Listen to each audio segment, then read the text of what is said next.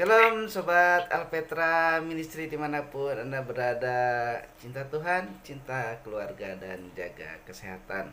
Selamat Paskah dari Alpetra Ministry, dari Om Yan, dari Bang Heri, dari Kang Ode juga mengucapkan selamat Paskah ya. Nah, di Paskah ini kita akan mendengarkan khotbah dari Om Yan mengenai Paskah. Tidak usah berlama-lama lagi, mari kita dengarkan khotbah dari Om Yan.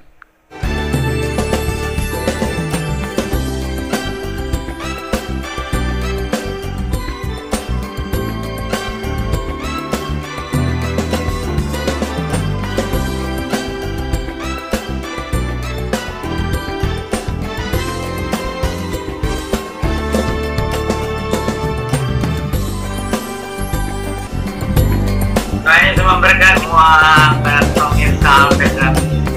Tuhan Yesus berkati sahabat Alpetra dimanapun kita berada. Shalom. Salam semuanya, apa kabar? Puji Tuhan, kita merayakan hari Paskah. Jadi hari Paskah itu hari besar, hari agung luar biasa. Memang sebelum Tuhan Yesus Kristus bangkit juga ada orang-orang lain yang pernah bangkit dari orang mati, tetapi hanya Tuhan Yesus Kristus yang tetap hidup selamanya dan juga memegang kuasa kematian dan kebangkitan itu di dalam tangan. Jadi dengan bangkitan Tuhan Yesus Kristus itu, Tuhan Yesus sudah cakrawala baru, membuka dimensi baru, yaitu cakrawala hidup kekal bagi barang siapa yang percaya kepada Tuhan Yesus Kristus sebagai juru selamat dunia, sebagai Mesias yang dijanjikan bagi segala bangsa.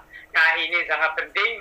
Jadi Tuhan Yesus sendiri itu mengatakan bahwa di dalam perjanjian lama juga sudah dinubuatkan tentang kematiannya dan kebangkitannya. Tetapi Tuhan Yesus Kristus sendiri itu lebih dari 3 kali. Lebih dari 3 kali Tuhan Yesus mengatakan, anak manusia, aku ini akan diserahkan ke tangan orang berdosa, akan dibunuh, tetapi pada hari yang ketiga akan bangkit kembali dari antara orang mati. Nah, ini Tuhan Yesus mengatakannya lebih dari 3 kali. Jadi ini satu hal yang harus pasti terjadi. Kalau tidak terjadi, itu berarti Tuhan Yesus itu membual bohong besar, gitu ya.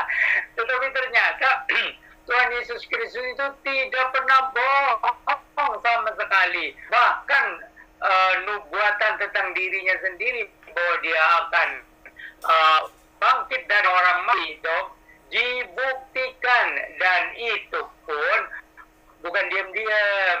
Jadi Tuhan Yesus itu bangkit dari orang mati dan mengajar lagi selama 40 hari gitu. Jadi itu bisa dibentang, apalagi saksi-saksinya itu lebih dari cukup, dan berulang-ulang itu mengajar lagi selama 40 hari itu. Dan kemudian pada yang ke-40 Tuhan Yesus itu mengumpulkan murid-muridnya. Lalu siang hari sudah Tuhan berpesan ya tentang amanat agung itu terutama ya. Jadi bahwa Injil keselamatan itu harus diberitakan kepada segala bangsa, gitu ya.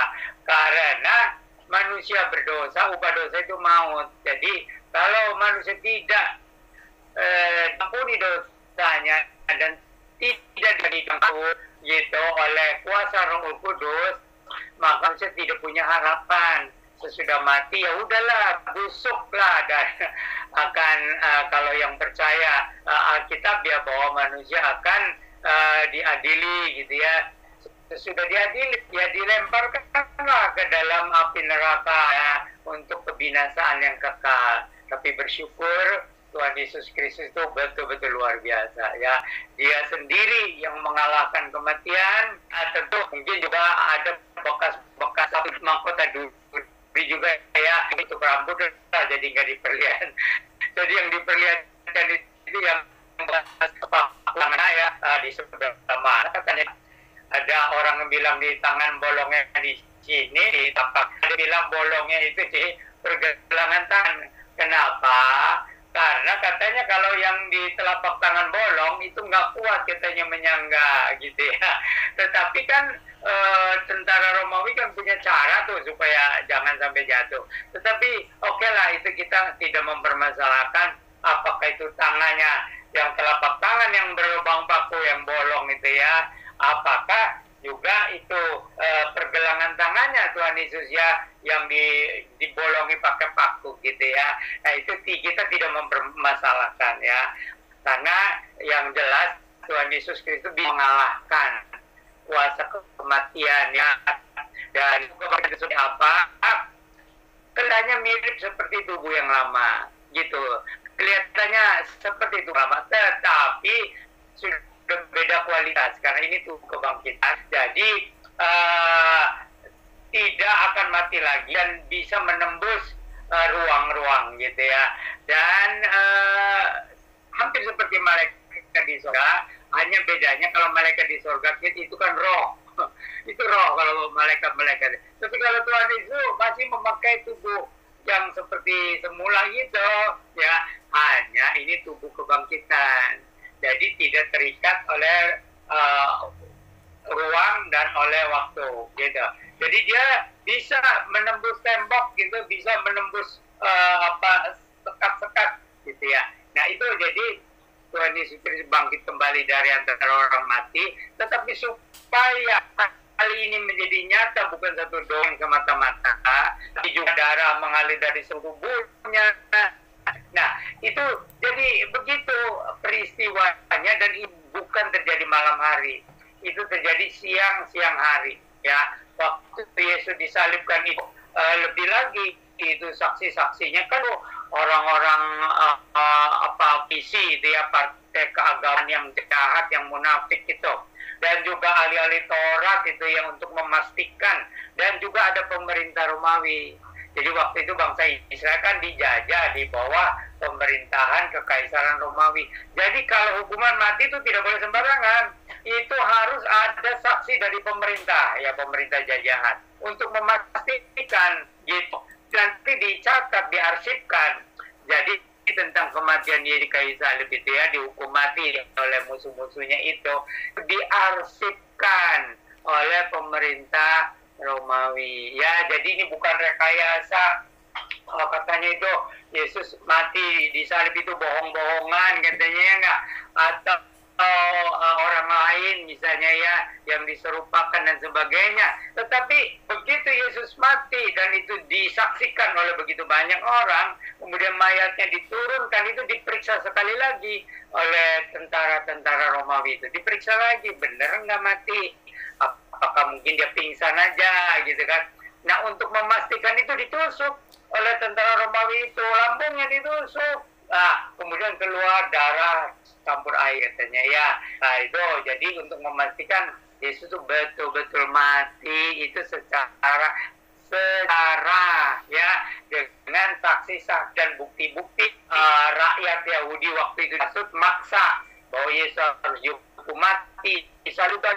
Dan dia hukuman mati disalibkan itu hanya untuk penjahat, beneran gitu. Nah, jadi waktu Yesus disalibkan itu supaya betul-betul itu seperti penjahat, disalibkan juga dua penjahat, kriminal, bukan hanya pencuri, tapi itu kriminal, dua orang dipasang di kiri dan kanannya Yesus, gitu ya, supaya nyata bahwa Yesus itu hukuman matinya dianggap adil, sebagai kriminal dihukum mati, padahal Yesus tidak berbuat dosa, tidak berbuat kesalahan, baik terhadap pemerintah juga. Memang ada kata-kata Yesus ya, yang diambil sebagai dasar hukuman mati bagi pemerintah Romawi itu. Yaitu waktu ditanya, apakah engkau seorang raja, gitu kan. Ini itu liciknya orang-orang tadi itu ya.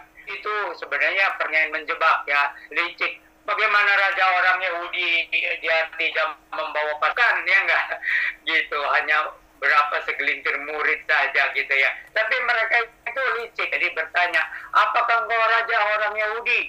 Nah, Tuhan Yesus menjawab dengan terus terang, seperti katamu, katanya. Memang, katanya, aku raja. Gitu. Nah, di situ diambil pernyataan Yesus itu ya, baik oleh pembesar-pembesar agama di situ maupun oleh pemerintah jajahan, tentara yang menyaksikan gitu, bahwa Yesus yang dihukum mati itu layak mendapatkan hukuman mati karena dia mengaku sebagai raja. Itu berarti sebagai pemberontak, kan hanya satu rajanya yang di Roma itu, Kaisar Romawi gitu ya. Nah, begitulah kisah Yesus mati di kayu salib itu. Tetapi Yesus mengulangi lagi bahwa anak manusia memang diserahkan kepada orang berdosa untuk mati, tapi pada hari yang ketiga akan bangkit kembali. Ya, kemudian mereka menguburkan Yesus, disaksikan oleh pemerintah, oleh tentara, tetapi itu terutama musuh-musuhnya itu yang seperti punya kepentingan ya. Jadi orang-orang Farisi, ahli-ahli Taurat itu, orang-orang agama tapi busuk itu, ahli Taurat dan orang Farisi. Itu Farisi itu partai agama, tapi jahat ya, itu politik ya, dengan agama bersatu biasanya menjadi jahat. Ya, ini yang terjadi waktu zaman Yesus itu. Ya, dan orang-orang Saduki juga itu, jadi mereka orang agama, imam-imam tapi pro pemerintah jahat, itu betul-betul gimana ya, orang agama ya, ada imam-imam, tapi kenapa jadi pro pada jajahan itu, supaya kedudukan mereka itu jangan digoyahkan. Meskipun misalnya sendiri bilang itu nggak ada juga, kenapa? Karena itu sudah memenuhi nubuatan di dalam bahwa Mesias harus mati disalibkan, harus mati lah gitu ya, dan bangkit gitu. Lalu juga perkataan Yesus itu lebih dari 3 kali bahwa anak manusia menunjuk dirinya sendiri akan diserahkan ke tangan orang berdosa, akan dibunuh, tapi akan bangkit kembali pada hari yang ketiga. Nah, itu dikatakan oleh Yesus lebih dari 3 kali, sehingga itu murid-muridnya dan orang-orang yang mendengar itu ya tidak akan melupakan kata-kata Yesus itu, bahwa dia sendiri yang mengatakan bahwa Yesus itu dia akan dibunuh, akan dihukum mati, tetapi dia akan bangkit kembali dari antara orang mati. Jadi mengenai kematian Yesus juga tidak bisa dibantah sebagai fakta sejarah, ya. Dan itu Allah juga tidak akan membatalkan, karena di perjanjian lamanya sudah ditulis gitu. Jadi di perjanjian lamanya sudah ditulis bahwa Mesias itu akan mati gitu. Dan ya tentu saja bangkit itu yang jelas itu di Yesaya pasal 53. Kitab Nabi Yesaya pasal 53 itu ya, tentang kesengsaraannya, tentang bahwa dia akan mati tapi akan bangkit. Nah, bangkitnya memang tidak diulang-ulang, tapi jelas bahwa dia akan bangkit gitu ya. Nah, itu begitu peristiwa kematian Yesus itu, fakta sejarah yang tidak bisa dibantah oleh itu. Berarti mereka perjanjian lama, Taurat, jawaban kita beri sebelum Yesus itu jelas mengatakan bahwa itu harus mati dan akan bangkit. Ya, itu jangan dianggap sebagai dongeng. Ya, maka selama 40 hari itu Yesus berulang-ulang mengajar lagi. Nah, ini yang banyak orang tahu. Yesus bangkit kembali dari orang mati itu mengajar lagi selama 40 hari.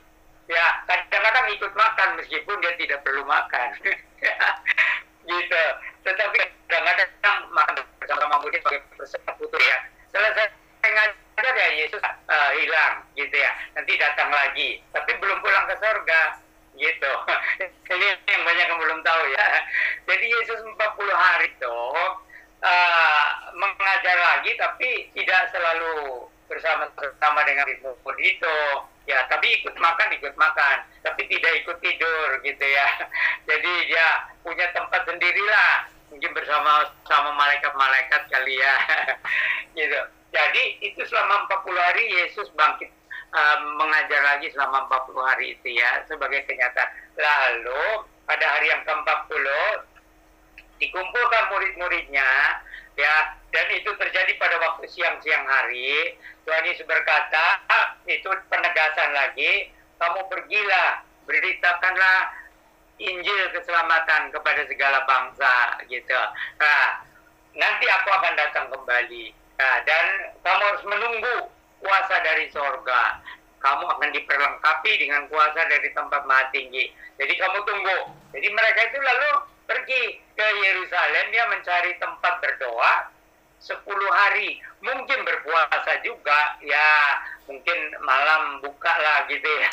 Gitu, makan gitu ya. Tetapi kita tidak tahu ya apakah 10 hari itu betul-betul berpuasa, ya bisa aja karena kan seperti ada kemauan begitu. Tapi kemungkinan besar sih mereka itu ya mungkin malam makan dah ya. Kemudian jadi pada hari yang ke-10 berdoa lagi, berkumpul itu ya, menunggu ya, berdoa, lalu tiba-tiba gitu. Pas hari itu disebutnya hari Pentakosta, itu hari ke-50. Jadi hari ke-50 itu bangsa Israel ya menantikan berkat khusus itu untuk panen gitu ya. Jadi mereka akan mempersembahkan buah-buah pertama, panenan pertama gitu ya, untuk pengucapan syukur gitu. Allah mereka ya yang sudah dibawa Allah gitu ya, untuk persembahan syukur gitu ya. Nah, jadi waktu mereka ada acara gitu ya, acara persembahan kepada Tuhan, tiba-tiba itu terjadi seperti waduh itu di udara di atas mereka itu ya, di Yerusalem. Waduh, itu seperti hampir seperti gimana, angin ribut dan sebagainya, mungkin gelap, mungkin juga halilintar menyambar ya. Lalu tiba-tiba itu sepertinya api turun ke bait Allah. Gimana murid-murid itu, apakah di bait Allah, apakah di rumah, kemungkinan rumah doa dari muridnya. Itu seperti katanya dari langit itu turun seperti angin ribut atau seperti topan gitu ya. Gitu seperti gimana ya. Itu angin topan itu turun ke atas tempat para murid itu berkumpul sedang berdoa ya. Waduh, ya orang dekat situ bisa lihat ya bagaimana ya. Dan ada juga lidah-lidah api ya. Dan ternyata lidah api itu tadi tidak membakar. Tapi lidah-lidah itu turun terus sampai orang murid-muridnya Yesus. Lalu lidah-lidah itu hingga di atas kepala para murid ya. Semua seperti mendapat urapan berupa api ya, tapi tidak terbakar mereka. Ya yang terbakar itu secara rohani lah ya. Jadi secara rohani mereka itu jadi berapi-api sama. Waduh, nggak bisa melukiskan bagaimana mereka seperti dipenuhi sukacita yang luar biasa, dipenuhi oleh seperti semangat yang luar biasa. Wah, itu kita bagaimana melukiskannya waktu itu. 120 murid-murid, tetapi intinya ya tentu saja 11 murid ya, ditambah ada murid-murid lain yang ditambahkan begitu. Nah, itu peristiwa Pentakosta itu. Lalu mereka itu rame-rame lalu bersaksi, dan semuanya bersaksi gitu. Semuanya bersaksi, tetapi yang paling lantang itu rasul-rasul 11 ya, begitu dengan kuasa Roh Kudus. Nah, kamu semua harus bertobat, kamu ini penuh dengan kemunafik, kamu ini penuh dengan kesombongan, kamu harus bertobat dari dosa-dosamu ya, dan kamu berbuat dosa yang paling besar, yaitu menyangka Mesias juru selamat, menyangka yang dijanjikan Allah sebagai penyelamat, itu yang diurapi, itu Mesias itu ya. Mesias itu artinya yang diurapi. Kamu menyangkal orang yang diurapi Allah. Nah, ini buktinya, kami ini adalah saksi-saksi dari sang Mesias itu ya. Mereka bersaksi gitu ya. Itu suasananya itu luar biasa ya. Dan kemungkinan terjadi mujizat penyembuhan juga. Ya kan, biasa orang-orang sakit itu ada aja di situ. Mungkin datang ya, ditumpangi tangan sembuh gitu ya. Ada yang ambil kesempatan, mungkin orang yang baru mati juga dibawa gitu ya, disembuhkan. Kalau udah matinya udah lebih dari 1 hari kan dikubur, kan nggak boleh lewat 1 hari. Tapi mungkin ada yang baru mati yang dibawa juga, yang sakit parah dibawa. Nah itu betul-betul luar biasa. Itu satu kegemparan yang terjadi, itu hari Pentakosta. Nah di situlah rasul-rasul Yesus itu bersaksi ya, itu luar biasa. Kalau kita hadir di sana ya, mungkin kita juga terpesona. Kenapa? Karena belum pernah itu rasul-rasul Yesus itu berapi-api, penuh keyakinan, pede lah kata orang sih sekarang ya. Begitu pede bersaksi tentang Yesus sebagai Mesias, Juru Selamat yang dijanjikan bagi segala bangsa. Kami inilah saksi-saksinya. Nah, gitu ceritanya ya. Jadi itu kuasa Roh Kudus. Gitu. Nah, sesudah tiba-tiba ada 3.000 orang itu. Aduh, kami ini orang berdosa, kami ini orang berdosa. Bagaimana ini kami supaya selamat gitu. Coba itu disaksikan oleh berapa ribu orang tuh. Ini ada kira-kira 3.000 orang seperti nangis, aku dosa, aku di depan para rasul gitu ya. Nah, mereka dilayani gitu. Itu kan para rasul kan ada juga murid-murid yang lain, jumlahnya kira-kira 120 orang lah gitu. Roh Kudus itu mereka melayani orang yang bertobat itu yang 3.000 ya, supaya mereka yakin oh Yesus itu Mesias yang dijanjikan bagi segala bangsa. Kalau kamu percaya selamat dan kamu dibaptis ya. Dan dari situ Injil diberitakan kepada segala bangsa. Jadi tiba-tiba itu pemimpin agama yang benci kepada Yesus itu menghasut rakyat dan menghasut pemerintah supaya mereka ini dikejar lah kalau tidak pergi gitu ya.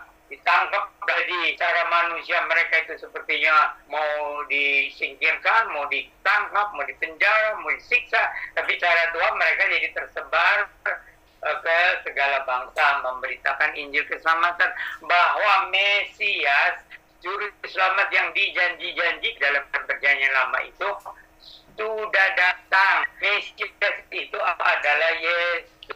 Mereka khotbah itu ciri-cirinya apa? Ya, bahkan kelahirannya di Bethlehem. Itu Mesias itu harus lahirnya di Bethlehem. Kalau ada Juru Selamat lahirnya tidak di Bethlehem, ya bukan Mesias. Terus juga bahwa Mesias itu harus menderita gitu, meskipun tanpa dosa harus menderita, tapi tidak mengaku Yesus itu Juru Selamat, itu berarti mereka tidak paham artinya lemase begitu. Nah itu ringkasannya ya. Jadi bahwa Yesus adalah Mesias Juru Selamat yang dijanjikan bagi segala bangsa. Barang siapa yang mau bertobat dan percaya menerima Yesus sebagai Juru Selamat akan diselamatkan, diberikan hidup yang baru. Nah inilah berita Injil itu, kabar kesukaan. Amin.